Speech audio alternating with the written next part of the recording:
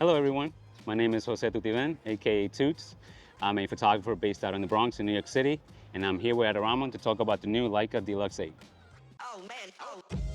Okay, so the first impression that I have is basically the new body design. It's completely different from the previous D-Lux versions.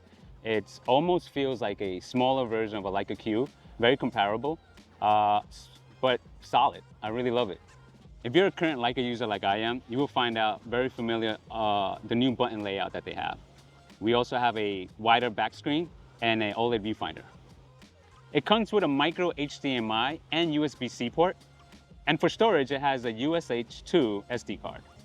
For the lens, it's a 24 to 75 millimeter equivalent. We have a variable aperture of 1.7 to 2.8. We have a 4/3 CMOS sensor with 17 megapixels. On the lens, you will also find a aspect ratio switch and a focus switch with the option of shooting macro that allows you to shoot very close to your subjects.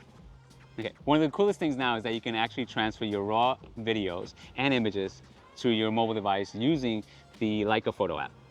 So you can edit and post to your social media. So I don't use flash a lot. However, I do find it a lot of fun with this small unit CF-D flash.